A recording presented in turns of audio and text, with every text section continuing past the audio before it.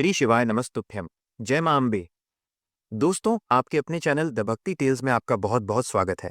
भगवान भोलेनाथ की कृपा सदैव आप और आपके समस्त परिवार पर बनी रहे।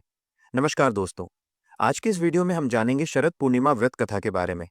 अश्विन मास में आने वाली पूर्णिमा को शरद पूर्णिमा कहा जाता है। इस पूर्णिमा को कोजागिरी पूर्णिमा या रास पूर्णिमा के नाम से भी जाना जाता है।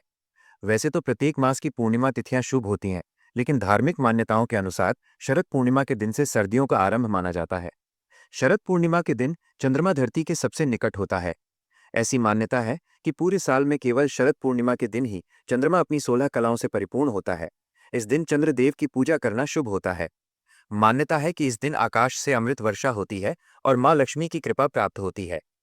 मान्यताओं के आधार पर ऐसी परंपरा बनाई गई है कि इस रात को चंद्रमा की चांदनी में खीर रखी जाती है।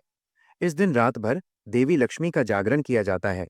इतना ही नहीं, इस दिन चंद्रदेव की भी आराधना की जाती है। इसलिए कहा जाता है कि आज के दिन चंद्रमा को अर्घ्य देने से पुण्य की प्राप्ति होती है। तो आइए जानते हैं शरद पूर्णिमा व्रत कथा के बारे में।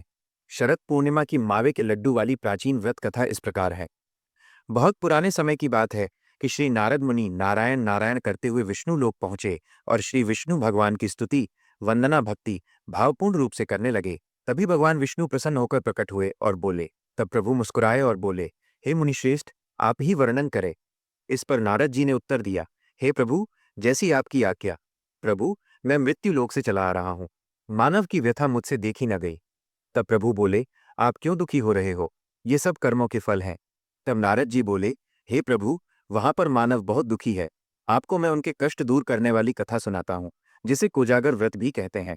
इसकी विधि विधान से करने से कष्ट दूर होते हैं, सो तुम ध्यान लगाकर सुनो। मथुरा नगरी में सुभद्रा नाम की एक पंडिताइन रहती थी। वह शरद पूर्णिमा का व्रत रखती थी। भगवान जी उससे प्रसन्न हुए एवं इच्छित वरदान देते हुए कहा, इसका विधि विधान सभी को बताइए। तब वो एक साहूकार को व्रत की विधि बताती है। साहूकार ध्यान से सुनने लगता है। सुभद्रा बोली, मैं शरद पूर्णिमा का व्रत रखती हूं, ये उसी का फल है। साहूकार ने पूछा, इसकी विधि क्या है? सुभद्रा बोली, एक लकड़ी के पट्टे पर एक लोटा पवित्र जल भरकर रखें। 5 पेड़े बनाएं। पहला पेड़ा ब्राह्मणों को दें, दूसरा अपनी बेटी या बहन आदि को दें, तीसरा पेड़ा अपनी सहेली से बदलें। यदि सहेली न बदलें तो मंदिर में चढ़ाएं। जो सहेली 6 माह व्रत रखे, और 5वां पेड़ा घर के सदस्यों में बांटें। 6वें पेड़े के 6 भाग बनाएं। पहला तुलसी जी को चढ़ाएं, दूसरा गौ माता को खिलाएं। इस प्रकार 6 पेड़ा वितरित करें। लोटे में रखे जल से चंद्रोदय के समय चंद्रमा को अर्घ्य चढ़ाएं। इस विधि को सुनने के पश्चात घर जाकर साहूकार ने अपनी पत्नी से शरद पूर्णिमा का व्रत रखने के लिए कहा। उसकी पत्नी ने व्रत की विधि जानकर व्रत रखना शुरू कर दिया। समय मिला कि साहूकार के यहाँ 2 कन्याओं का जन्म हुआ। वे दोनों बड़ी हुई और दोनों का विवाह संपन्न घराने में कर दिया गया। बड़ी बहन सावित्री विधि विधान से ये व्रत किया करती थी, अतः उसे एक सुंदर संतान की प्राप्ति हुई। इसके विपरीत चंद्रमुखी अधूरा व्रत किया करती थी, जिसके कारण ये फल हुआ कि उसके पुत्र कुछ ही दिन जीवित रहकर स्वर्ग सिधार जाते थे। इस कारण चंद्रमुखी दुखी रहती थी।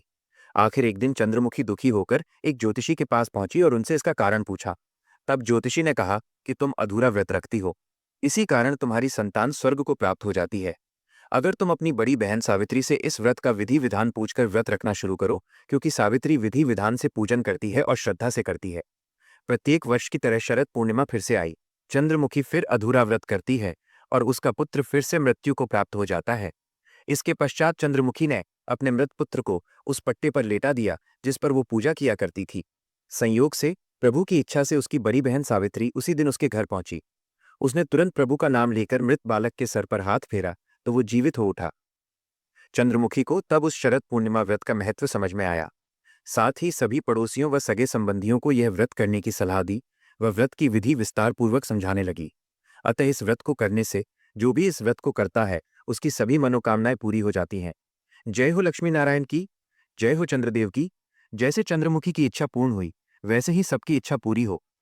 तो ये थी दोस्तों शरद पूर्णिमा की व्रत कथा। इसके पश्चात श्री लक्ष्मी नारायण जी की आरती करके पूजन संपन्न करें। धन्यवाद। तो अगर आज की ये वीडियो आपको पसंद आई हो तो प्लीज़ वीडियो को लाइक करके चैनल को सब्सक्राइब करना मत भूलिएगा और बेल आइकन को जरूर प्रेस करें। जय मां अम्बे। हर हर महादेव।